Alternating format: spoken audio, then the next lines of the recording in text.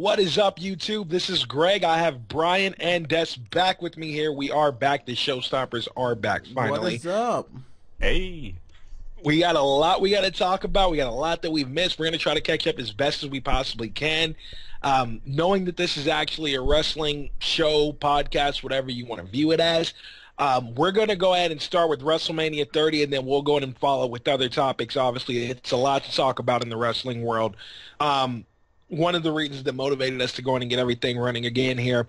Now, as far as starting this off, I'm just going to jump straight into the topic of WrestleMania 30.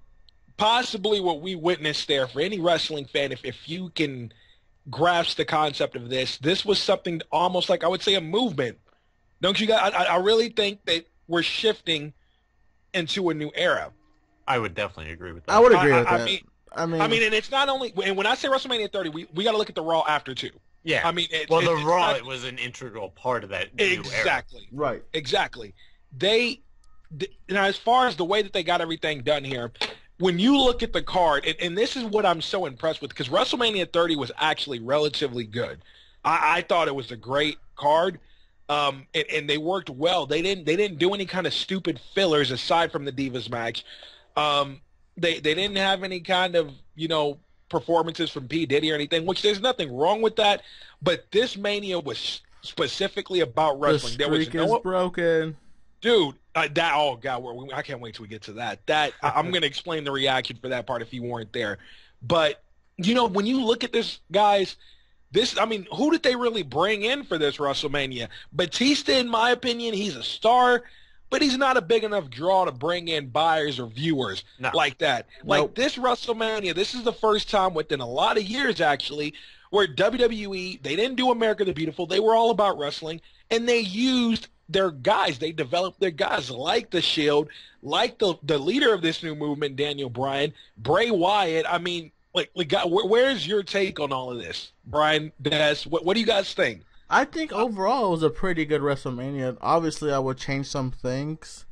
I think my biggest issue, like you said, we'll get to in a bit, was the whole streak broken with Undertaker and Brock Lesnar. Right. How I see it, I would have been okay if the streak was broken if it was done by someone else than Brock Lesnar. And a lot of people feel that way. And like I said, we're going to get into the details of that. That's going to come. The start of WrestleMania 30, let's go in and go from the top. They started off tremendously well. Aside from Hogan's botch, Brian, we knew that was going to fucking happen. Oh, of course. How could it not? But at least they bounced back nicely and went into damage control mode by having The Rock and Stone Cold, and they all poke fun at it. So it was a good recovery from a very early, significant botch. Horribly. And having Austin, regardless on what you think about Austin, Rock, or Hogan, having those three in the ring for that segment, I marked out. I'm not gonna lie. I really Everyone enjoyed. Did. How could you not? Enjoyed. It was good. It was a good way to make it to where, you know what, and I wasn't expecting Rock to be there for this Mania, but I'm gonna go ahead and I'm gonna put personal feels aside because I really don't like the guy. Same. That's a different story. But I appreciate him showing up, taking the time to show up for the Hall of Fame, and taking the time to show up for just that segment for WrestleMania 30. That was truly. Like that got WrestleMania in gear, and so kudos to that, Hogan. The whole Silver Dome thing. You might have botched it, but you know what? You did it the best you can, brother. And he owned it. It was respected. And he owned it. Yeah, he did good. Yeah, dude, when he said it, everybody booed him, and then they said Super Dome, and then he picked up on it. But like I said, it got the crowd hyped. It got him into the show immediately. There was no. Like I said, once more, the usual start of America the Beautiful. This went straight to the point, and I loved that. I loved how they did that. It did. And so now the pre-show, before anybody even saw anything, was the Fatal 4-Way Tag Team match. Which I did not see. Yeah. For the title. So let me go ahead and explain this, because if you guys didn't see it, some of you, who's listening right now, you guys probably already did. It was a good match. It was actually relatively well. Now, when you throw in the Los Matadors, it's not really much you can really do with those guys. I just personally, I'm not high on them. I hate but them. The Real Americans played their part well. Dude, Ryback and Curtis Axel, they honestly did well. And then, of course, the Usos, they've just grown so much as a team. Yeah. To where they're good to watch. I can't wait for the Ascension to come up, and we're going to talk about that because them versus the Usos, I think, is going to be fucking amazing. But that was the pre-show. We talked about the opening. Let's jump into Daniel Bryan versus Triple H. That was, I mean, your thoughts, Des, Bryan. Let's start with Des. I'm excited for the future for Daniel Bryan when moving forward with with Raw. I'm definitely looking forward to what's gonna go on with Daniel Bryan. I think besides that, did we finally get a Sheamus showing at all or no? Well, Sheamus was in that Battle Royal. Okay. Yeah. Yeah, he was in the Battle Royal. But I'm looking at I'm starting off with the way they started this off. They kicked it off with Bryan versus Triple H to start off WrestleMania 30. And basically the winner was going to enter into that title match as the third competitor. And I think it was a really strong match in the sense that, you would think going into it, everyone was just assuming the entire time that Daniel Bryan was just going to win. Yeah. But what I really liked was not only did they have him win in a very tough match where there were moments where you're like, oh shit, Triple H is going to pull this out. But the attack after the match set up the suspense for the rest of the show. Yeah. Because he assaulted Daniel Bryan and destroyed his arm with that chair. So you're sitting there going, what's going to happen? Is he going to have to be pulled out of that match? Is he going to be 100%? Does he stand a chance? So it created more questions instead of this air of certainty of how the night was going to end. Right. It was that they brought back a little bit of that not being able to really predict what was going to happen to Daniel Bryan. And the match overall was actually the match was good. I personally thought they did well with the match. I thought Triple H and Daniel Bryan worked good together. I mean, I don't really have many things to complain about. Triple H did good. He always wrestles well at Mania. I mean, he did last year, and he did against The Undertaker in that Hell in a Cell match the year prior. So, I mean, I really have no complaints there.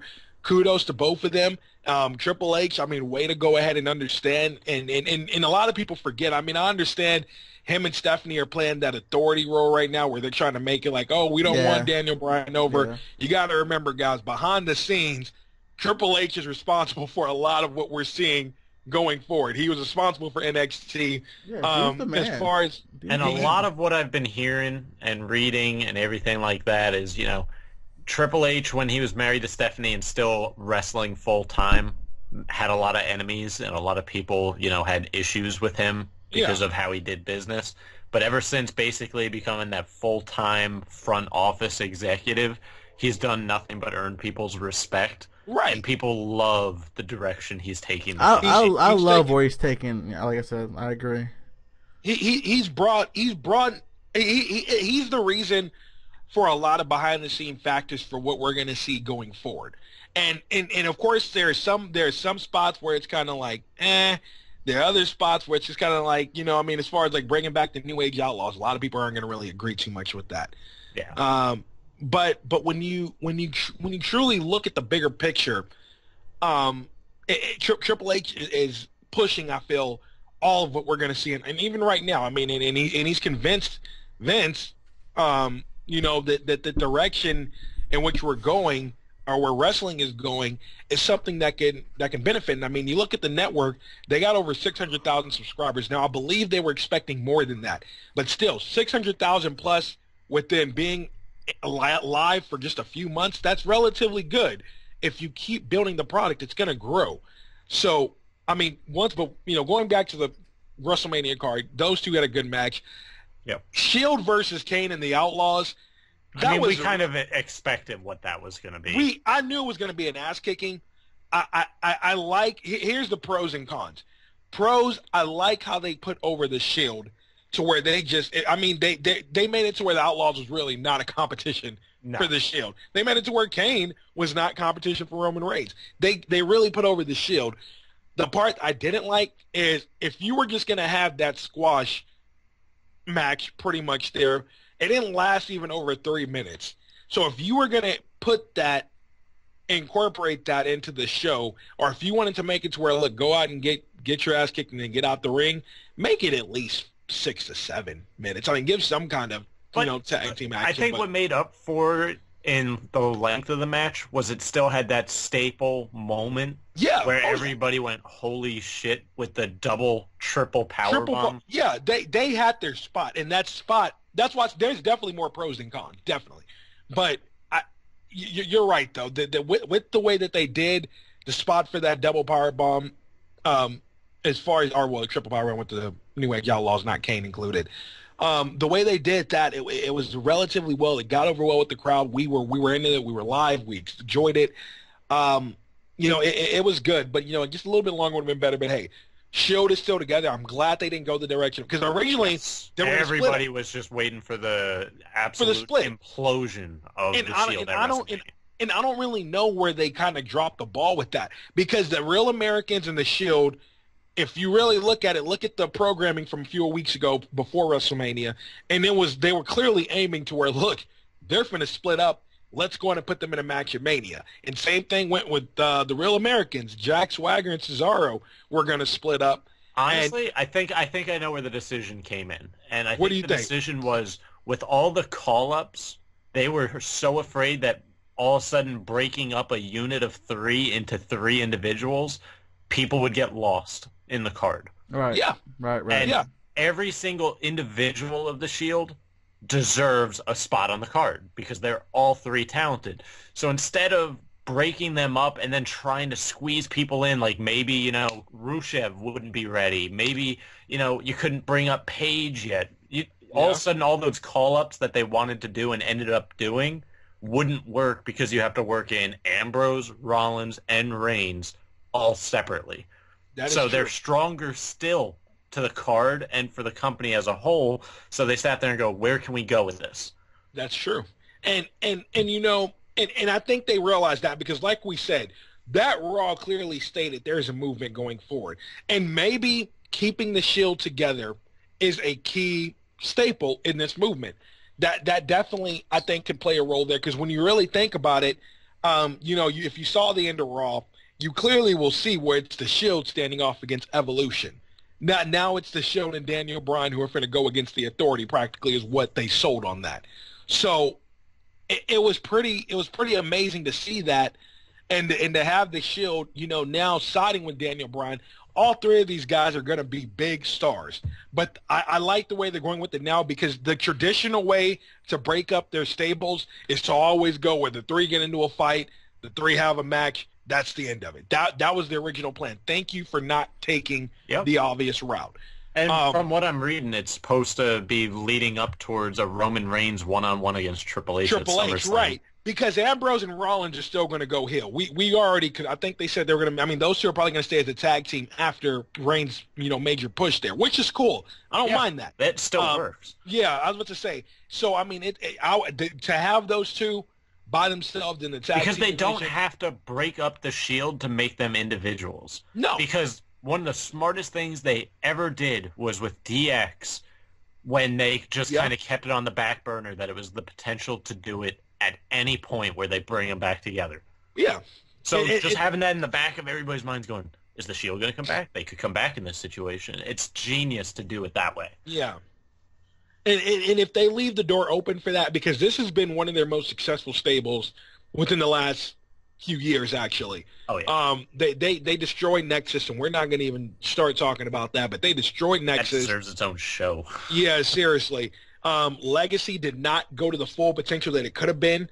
Straight Edge Society, same. Straight Edge Society did not go to the full potential that it could have been. There's a lot of stables that could have been truly, truly something to see, but they never lived up to that hype. Shield could possibly get to that level, and we'll see what happens there. Well, we got a lot of card left to cover, so let's... Yeah, I was going to say, so moving forward, we have that's when they had the 31-man Battle Royal for Andre the Giant Memorial Trophy there. Which I could not have been happier with the result. This is what I loved about this match, and once more, it goes down to not being predictable. They sold it like Big Show was going to take it. And if this was something like a card of WrestleMania 26, Big Show would have probably won it. Mm-hmm. But we're in a new age, obviously, once more, this movement, they get the concept of what we want. and they've known this for a while, and I love seeing the fact that they're giving that to the people. When Cesaro picked up Big Show, at ease, might I add, he didn't struggle. He didn't sit there and shake. His knees didn't buckle. He had it. He had Big Show, no problem, over the top rope. That was a defining moment in that man's career. And then to go forward to the next day, which we will talk about, it's truly going to be interesting to see where he goes. And I think he's going to have something big to do with WrestleMania 31 when it comes. I agree. I've already heard the report on what they're trying to do with him. Yep, Brock Lesnar. Yep. And that would be cool. Because Brock Lesnar, when we get to that's going to take up a good amount of time. That's almost close here. I mean, we're going to talk about what his career means now, and the goods and the bads with that. So, Cesaro, I really hope to see you keep, advance. Hopefully by the time next year's WrestleMania comes, it's going to be truly something to where we as the fans are going to be able to look forward to. And the only thing I want to add before we jump to the next thing is there was one person in that Battle Royale that had the crowd behind him still continues to have tremendous following and support. And if this movement is what I think it is, I think it deserves a push on his own, and that's Dolph Ziggler. Yes. They keep going. The thing with Dolph Ziggler is they keep going back and forth with that guy. They tease you thinking, okay, here comes his push, and then nothing. Yeah, seriously, dude. Like, it's just, to me, man, is the guy's a moneymaker. The guy is gold. He can work the mic. He has everything you need. Now, we've seen them drop the ball with some people and then pick it right back up. We've seen that happen. Mm-hmm. Daniel Bryan is a prime example of that. But I really think that Dolph Ziggler, if he decides to stay with WWE, that he could be somebody. He could fit into this movement very well. Oh yeah. It's just going to matter. It's going to be a matter of where do they see him fitting in, especially with just one title now out there. It's going to make it a little bit more complicated, but the Intercontinental title, they got to really establish more value there, and the U.S. title. Now that they just have the one main WWE World Heavyweight Championship title. Yeah, the fact that Dean Ambrose doesn't defend that ever is not acceptable at this point. It's not. They were doing good with building those titles. They were doing a really good job. And they just kind of slacked on that. So they got to get back to building those titles up. So when they do that again, all will be right. The tag team division is going to grow. We know that we know it's coming. Mm-hmm. That's going to be sick. If we get the Usos, the Ascension, and then Ambrose and Reigns as a tag team, those three alone are going to pretty much build that division. So now we got John Cena versus Bray Wyatt. Now, it was a mixed match for me. It was. It really was. And I'd love to hear your thoughts on it, but at least for me, I obviously, being a Bray Wyatt guy, was a little bit let down that Cena once again won on the big stage. But there was a bigger picture in the match, which I loved, which was the mind games that was being played throughout the entire match, where Wyatt was trying to get Cena to cross a threshold. Yeah. And I love that they're not just going to drop the rivalry and move both of them on, because now it's set up this amazing promo that, there was on Raw, where Wyatt says, I now know I have to go to different extremes to bring out the monster in you, John Cena, which I love the angle. It played off. It's like you said, short term, it wasn't a smart idea, but long term, they've taken the right path. If this was any other wrestler, a lot of people feel any up-and-comers, if you go against Cena and you lose against them, you're going to get dropped, hence Damian Sandow. It's a sad thing to see, but Bray Wyatt, number one, the Wyatts are too over to just drop them. Oh, it can't happen. The fans wouldn't let that happen. The fans wouldn't let it happen. And secondly, the Wyatts play a key role in where WWE is heading. And third, Bray Wyatt held his own in that match. This was not John Cena using his strength to overcome Bray Wyatt. This was not Super Cena. This was not, this was Cena eking out a close win in a close win battle. Exactly. It had nothing to do with his 5 moves of doom. And like I said, I am a Cena fan. But when everything is said and done, to me, short-term wise, I would have wanted Bray Wyatt to win that match because it would have solidified this movement that they're going with that much more. But I understand long-term wise, it makes sense to let Cena get the day-to-day, and then just because it's not WrestleMania doesn't mean Bray Wyatt's relevance is going to go away. If he can take a win in Extreme Rules, then Brian, like you just stated now, that's going to be. I'm fully behind it. But if they drop the ball again and have him lose 2 straight to Cena, I'm going to be livid. There's just because there's no reason for it. Exactly. Cena's at a point now in his career, and they clearly get that now.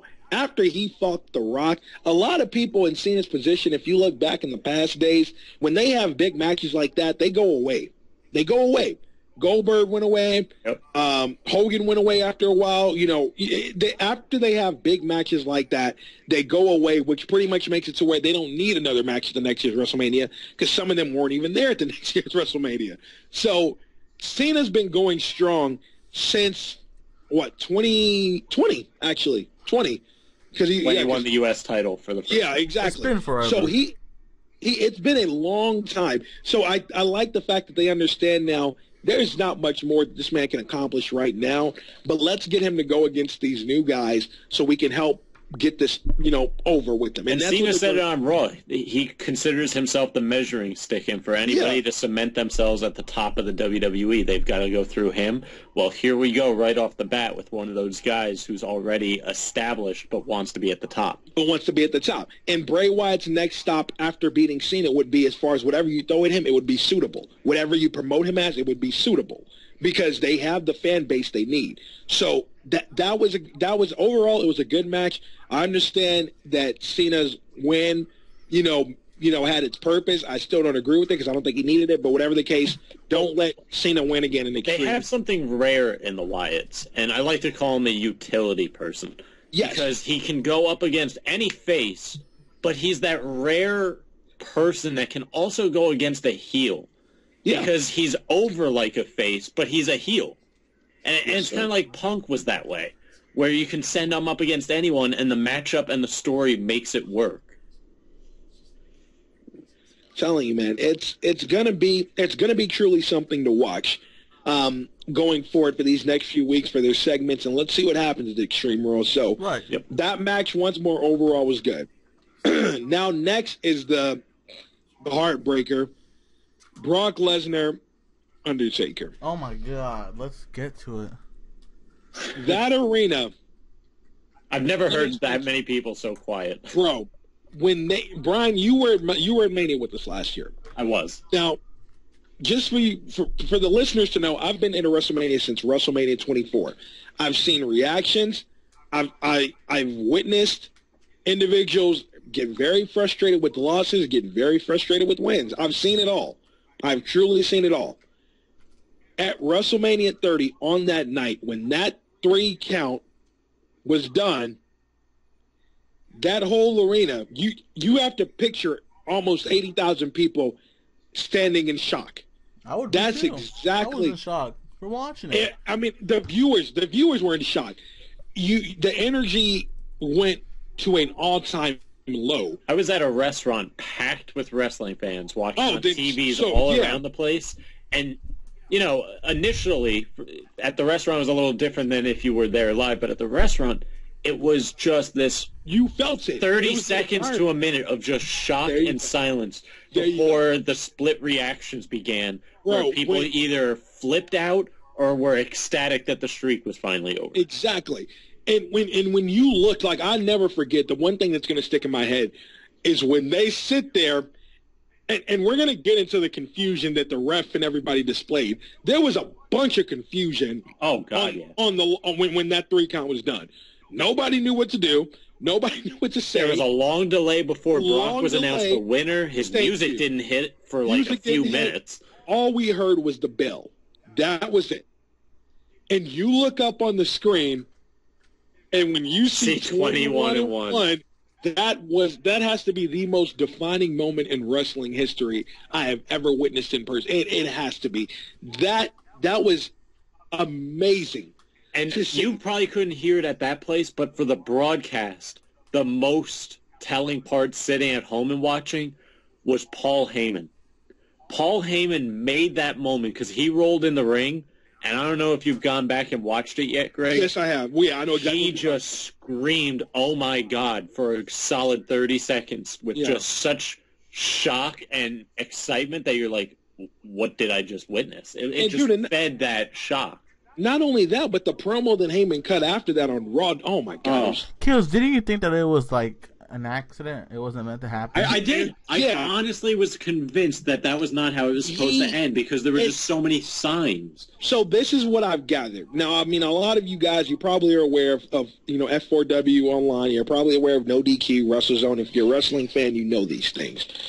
So when you looked at the Undertaker, it was without a doubt something was wrong with that man. When you guys saw that when we all as wrestling fans saw that last ride being done to Brock Lesnar, we knew something is not right here. When he barely could get the fucking tombstone done, Brock Lesnar, if you go back and watch it, go on the network as soon as you're done listening to this, and look at what Brock Lesnar does, because when Taker lifts him up for the tombstone, it's not even Taker who gets Brock Lesnar in position.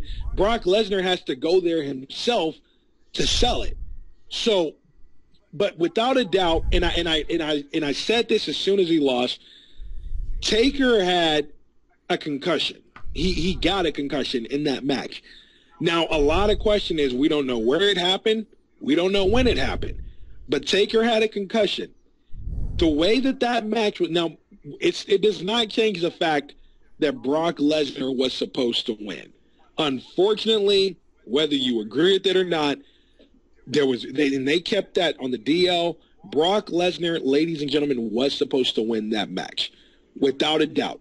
He was supposed to win that match. The way that he won that match, though, is what was in question. And I still don't think they haven't even really reported on it anymore, because once they got word that he was supposed to win, they just stopped looking into it. Yeah, that's all people cared about. Yeah, I don't think... No one cares how it was supposed to end, only if that's how it was supposed to end with the winner. Right. With the winner, exactly. And to me personally, I just don't feel that was how that match was supposed to end. I don't think that... It was too anticlimactic. Way too much. It had that third F5, and you can look at Taker. He does not move for a good 5 minutes. He does not, I mean, absolutely no movement. None. And then when Brock Lesnar leaves the ring, that's when you see Taker's leg move. But he had no movement, nothing to show, hey, I'm okay, or hey, oh my God, I just lost.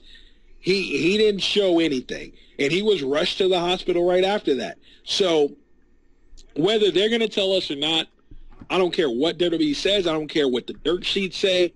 That match was not supposed to end that way. No. Hands down. No. Match was not supposed to end that way. And you could have... Why? And I understand now, Lesnar, from what word is, Lesnar wanted... Or Taker wanted Lesnar to end the streak. Which I find surprising. Surprising. That's something to where I believe Taker had said that a while back. But Taker wanted Lesnar to end the streak. Lesnar had no purpose. Like it's kind of like the thing with Cena. It doesn't build to anything.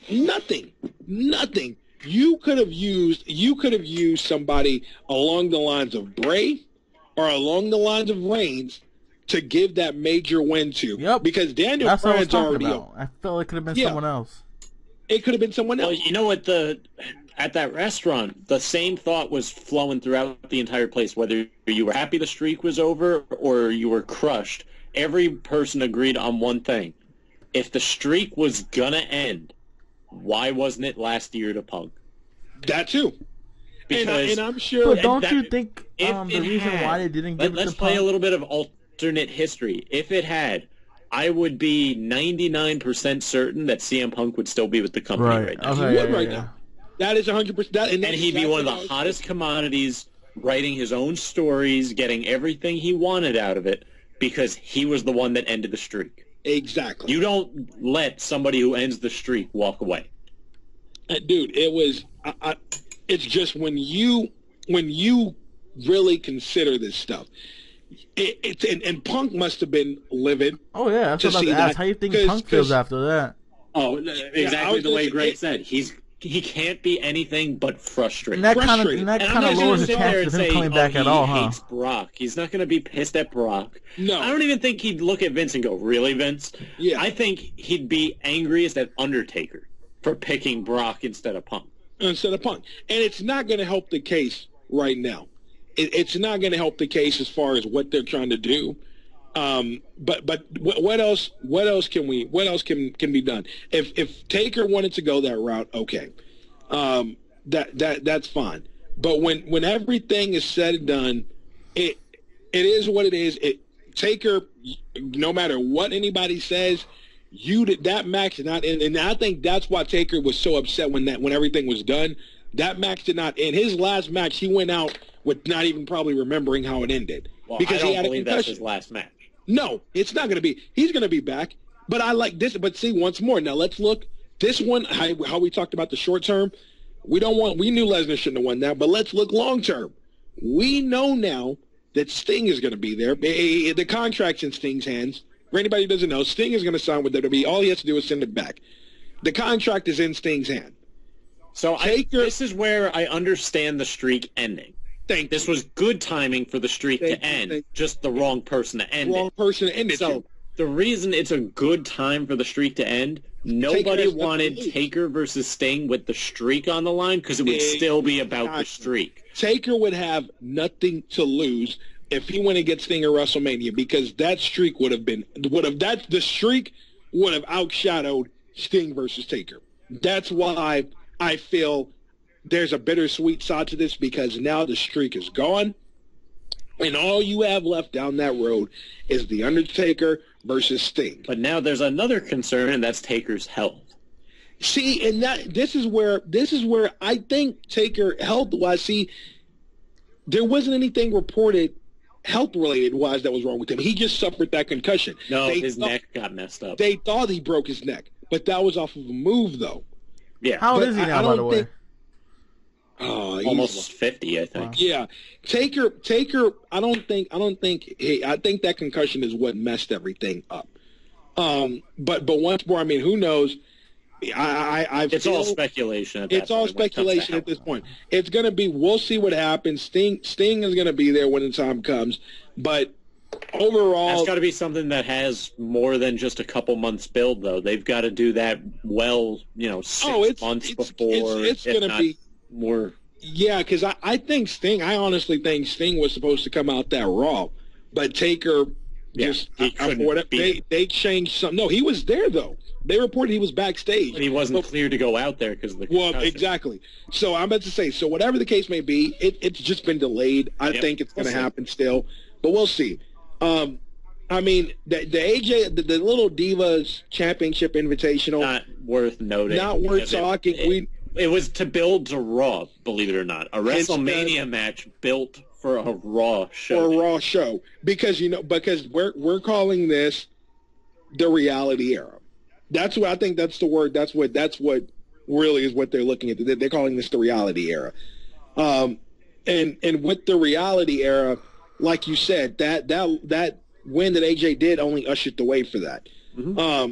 And then of course we got the Daniel Bryan, Orton, and Batista match to close off the WrestleMania 30. It was a phenomenal match. You know what, man? And I was going to say, there were so many holy shit moments in it where you're just, when Orton messed up his back. Oh my God! Every time they showed the replay, I was going to say, you can see his back land on that fucking monitor, dude.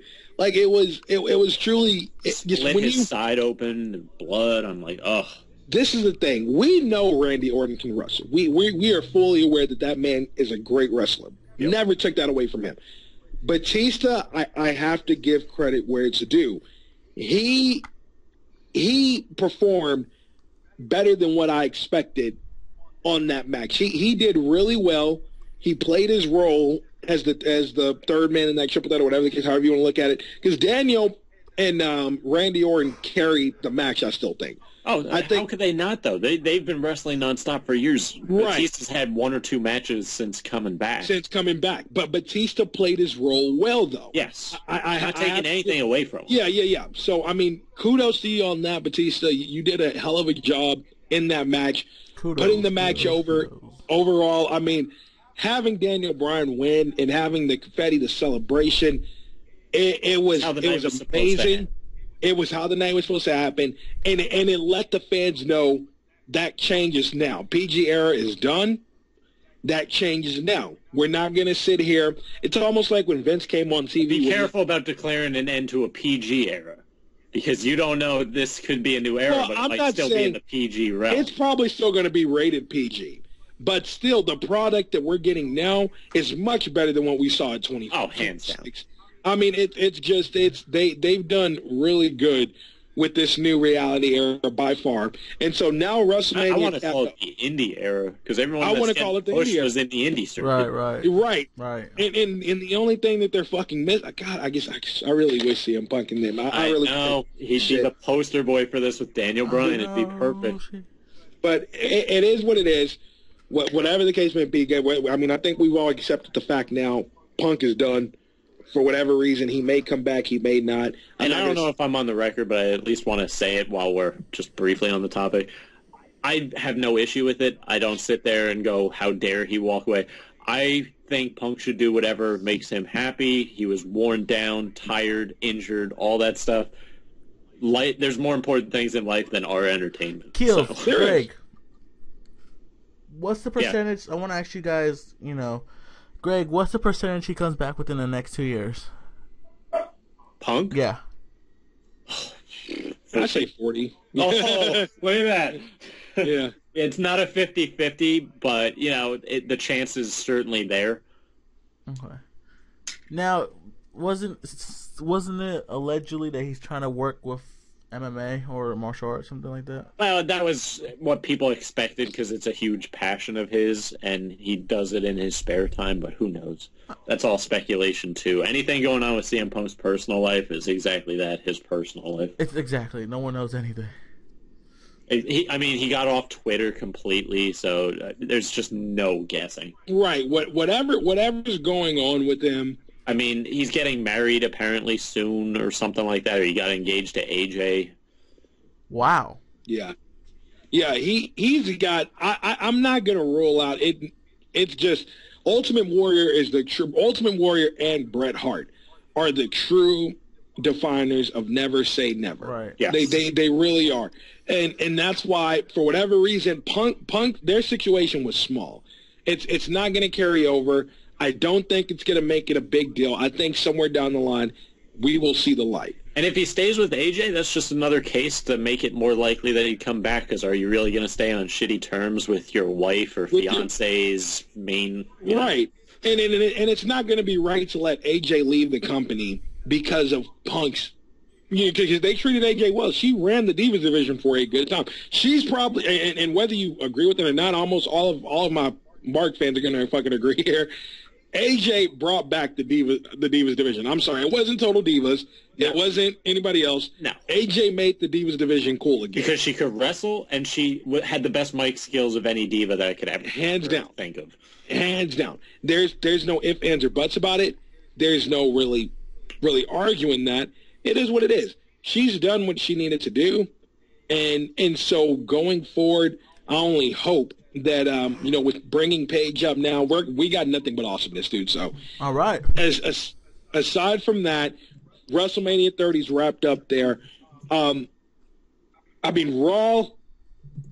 pretty much summed up to Paul Heyman. Now, what was the next Shield Evolution? To get on? Was it Nancy Grace? Right. I'm going to do a run-through really quick here for Raw, because I know we got a time constraint here. Raw summed up to the Shield and the Evolution faced off at the end of the show, Paul Heyman's promo, Alexander Rusev coming out, and Paige winning that title. Those four things... missed one. What? Cesaro becoming a Heyman guy. Damn it, my bad. So many good things came out of that Raw. Just WrestleMania overall, the Raw overall, this is a movement, ladies and gentlemen. This is something to where wrestling as a whole is going to get cool again, I think, with this route. And we'll just have to wait and see with what comes. And after tomorrow, we'll do on our next podcast a review for what that Raw brings. Just because they have one good Raw, we don't want to give them too much credit. We've seen them botch quite a few times before. It's encouraging, though. Now, rest in peace to Ultimate Warrior is going to be the first thing I'm going to say before we get to the Nancy Grace thing. Yeah, it is truly, it is crazy. It is crazy to think that promo that man cut on Raw. It was unreal. Is it true that he actually looked like he was kind of sick during that promo? No. He had energy and he looked great, but I mean, if you're going to try to compare him to what he used to be, you know, he looked a little bit frail. He looked a little bit frail. Me personally, I don't think there was anything wrong with him. No, there were no indications of, he could go at any time. It was nothing like that. No. So anybody that says that, you know. I don't agree with it. I really think that is just an unfortunate time. Like, because he buried the hatchet with so many people. I really think we were going to see a lot more of Ultimate Warrior in the future. Mm-hmm. And that's what I was. He was going to be an ambassador for the company again, that's what I'm saying. Everyone was excited about. And that man, you know, whether his promos are fucking crazy or not, he had heart. He was truly just it sucks, man, to see him come back, to see him get inducted, and to have him pass away before he can even get back home. Like, just it's horrible. And rest in peace once more to his family, to anybody, friends, thoughts and prayers to all of you. I really hope you guys are getting through this okay. And this next segment's going to be specifically for you. Nancy Grace. Now, I can't stand that woman. I hate her. This woman has had controversy surround her before. This is nothing new to us. And I hated that woman from those previous ones, but this just put it over the top. This put it over the top. You bring back. You bring back. Well, why don't we actually play it out for people who don't know? Yeah, like I bet a lot of people don't know exactly what went on. Go for it. Go for it. Basically, what happened was she had Diamond Dallas Page come on her show. It's a news show, and the whole show is supposed to be about the Ultimate Warrior. So you're thinking, celebrate the life, discuss the death of the Ultimate Warrior. So, of course, bring on Diamond Dallas Page. He knew him. He knew the business. He could put it in retrospective for everybody. From the moment he got on and she asked the first question, it was blindsiding him about steroids. Are you kidding me? It gets worse. They did. Within the first minute or two of the interview about steroids, she asks them to run down this list, like a graphic on the screen for the people watching at home, of wrestlers that died in their 30s or younger. And obviously the topic is steroids, so she would lead you to believe that everybody on the list was steroid-related deaths. She put Owen Hart on the list. What? Was Benoit on the list? I don't know if Benoit was, but there were a number of other names. I think she said Benoit. Here's my thing: is with number one, you're unprofessional to lurk somebody in to do your show and to talk about a topic related to which is dear to a lot of wrestling fans and wrestlers' hearts. So you're going to bring in DDP, and he's under the impression. You have to consider that man's train of thought when she said what she did. Mm-hmm. He went in there, and he states, you can go look on there and say that he had no idea that was going to be the topic of discussion. He was on there a completely different impression for what was going to be talked about on that show. So for her to go on there and make assumptions. And this chick has no evidence. It's all assumptions. Like I said, it was mainly just for ratings, which is fucking pathetic. Owen Hart died off of a stunt accident, you stupid broad. He did not die because of steroids. A lot of wrestlers, believe it or not, did not die because of steroids. The first thing I'm going to do after this is I'm going to fucking send her a tweet and just fucking call her out. Well, the thing and there were people on the list that died from motorcycle accidents, car accidents. I think I heard one person on the list died from cancer, and I'm sitting there going, "What a fucking how is this idiot. a list about steroids? How can she call herself a news person, a responsible reporter who did zero research?" And it was bad enough that she was obnoxious every time she said the word "dead." She pretty much yelled it at everybody. Did you watch that part, Greg? Just the whole interview. Every time she said "Ultimate Warrior dead" and had this obnoxious emphasis on the word. And it was still fresh news. Everyone was still shocked by it. and she's sitting there with no sensitivity whatsoever.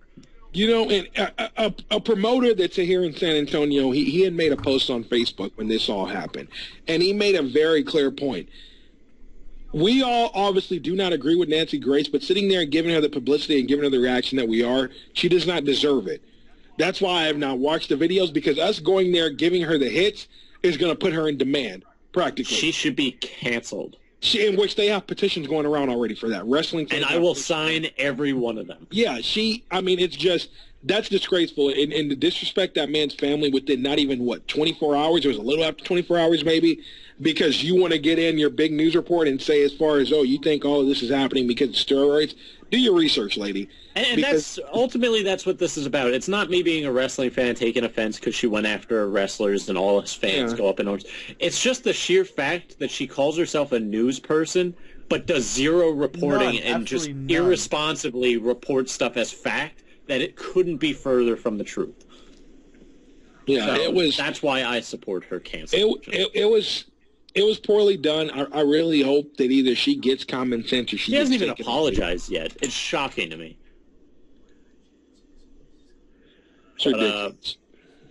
Des, I think you had one more topic you wanted to touch on, right? Well, before we wrap up. Off topic of the night as we talk. I saw one of the. We usually do. Yes, we'll wrap up as usual. I saw one of the stupidest things I've ever seen in forever. So my question for you guys, and I'll explain what I saw. Obviously, what is the dumbest things you've seen from someone or someone post on any kind of social media, being Twitter, Facebook, YouTube, where it just made you cringe? Like, how do we have people like this living in this world? You know what I mean? Okay. I mean, you want to give us what you saw that triggered, and then we'll go. Explain. There's this chick, I believe someone from Europe. She posted a tweet to American Airlines saying, I'm Abraham from Afghanistan, and I'm gonna do something big on June 1st, implying that she's gonna either hijack the plane or deploy some kind of a bomb. Obviously, on her side it was a joke, but American Airlines took it very seriously, and they actually tweeted back saying, we take all threats seriously. Your IP has been passed to the FBI, and et cetera, et cetera. Basically, just letting her know that her IP's been sent to the FBI. And it's just like, what person in their dumb mind will actually sit here and send a tweet, especially to American Airlines, given what happened 9/11? It's just one of those things where I couldn't. Well, you would think nowadays it's common sense not to get on an airplane and say the word bomb just because you'd immediately be arrested by an air marshal. How is doing it on social media any different where millions of people can see it? It makes no fucking sense to me how someone can just say shit like it's just like, are you fucking? And maybe it was, like I said, it was a joke obviously, but it's still, what kind of common sense do you have where it's stupid? So, Des, would you say that is the stupidest thing you've seen on social media, or do you have something different in mind for your all-time? That's the stupidest thing recently. I have to probably remember if I've seen anything else, but so far recently, within the past year, that'd be one of the dumbest things I've ever seen. What about you, Greg? What's the dumbest thing you've seen on social media? JJ Fish. JJ Icefish is what his name is. That's the dumbest thing I've seen on social media. It's ridiculous. Like, I don't know if you fucking heard his song or not. It's ridiculous. This is guy with buck teeth who can't sing for shit. Dude, that has to truly be the dumbest thing I've seen on social. That has to be the dumbest thing I've seen on social media. Look it up after we're done here. Trust me. It's really. Oh wait, that was the last topic, isn't it? Is that a wrap? No, we're waiting for Keels. I gotta. Yeah. Oh shit! Fuck me. I'm Greg. Proceed. My apologies. Censorship. I would have to go along the same lines, actually, of what that whole Nancy Grace thing was, where people overreact.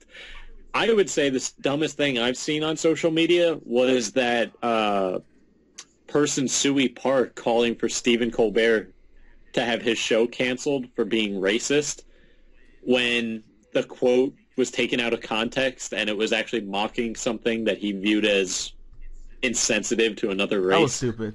Yeah. That drives me crazy when people take stuff out of context. Oh, that's racist. No, it's, if anything, he's actually on your side. That was ridiculous. And now he's putting the microwave for sale on eBay or some shit like that too? Well, no, that's over. Oh. Well, fuck you. But yeah, he claimed it was a microwave he stole from Bill O'Reilly's office. Oh gosh. I can't wait to see him on the Late Show on CBS taking over for Letterman. I'm actually excited for that. Should be interesting. Him going head to head with Fallon. That's really interesting. I like Fallon. But I think that pretty much covers it. Covers basically everything this week too. We were all over the place. Yeah, we really were. Well, all right, ladies and gentlemen. Now, once more, we are going to be back in action here, as we stated.